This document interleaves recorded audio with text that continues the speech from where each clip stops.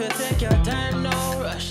This tender thing that we call love. She told me, baby, there was nothing faking in trust. When you've only given half of your whole life, you're so lost. You forgave, but then you never forgot. Said you forgave, but then you never forgot. Hey guys, hey buds, this is gonna be a very random but quick video. I wanted to suggest a couple of books all centering around African women / African women authors. I have like 4 books here and I have one that really stands out to me. This one is centered around an African woman, but it's actually written by an Oimbo man.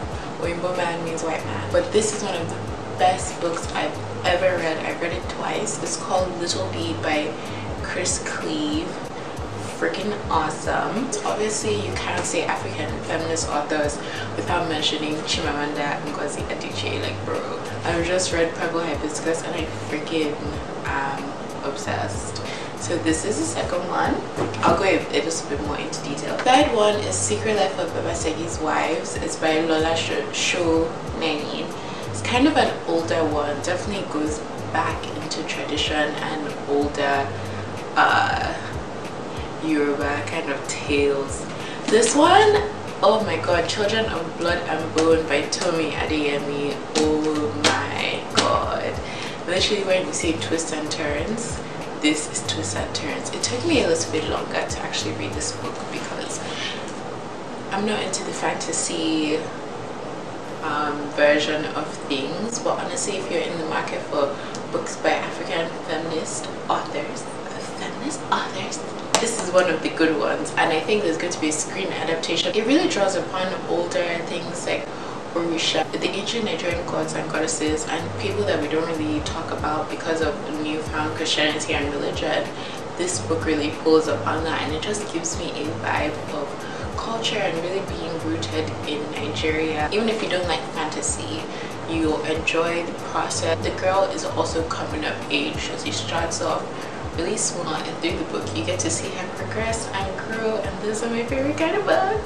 I read this one twice for a reason, bro. I honestly think this is one of those books you can't put down. Like, from the jump there's something happening, and it's basically centered around a Nigerian immigrant who smuggles herself to London and all the tragedies that happen beforehand. It just really talks about immigration and looking at people in a more personable way, but in a wild storytelling way. And it's a story about 2 women. There's a really terrible incident that happens on a beach somewhere in Nigeria, and how their lives like unravel and unfold from this event. And she's the lead, and he's surprisingly good in this story about placing everything, about language, about just how he tells the story. I can't believe that he's a white man that lives in the UK. He doesn't even live in Nigeria, and the way he tells the story blows my mind. The way the setting is described, the way like the story unfolds is ridiculous. So yeah, this book is kind of comical. It's comical because it shows you how tradition comes around to bite you in the butt, and how like patriarchy really takes the L on this one, because there are 4 wives and there's 1 husband, and it's kind of a comical tale about truthfulness and deceit and navigating households where there's polygamy. The blurb literally says, when Baba Segi awoke with a bellyache for the 6th day in a row, he knew it was time to do something drastic about his fourth wife's childlessness. So he took on a 4th wife, and then his 4th wife couldn't get pregnant, and a lot just unfolds in this book. A lot. Last but not least, this is about religion as well. It really touches on religion. Oh, my bookmark says be still. So cute.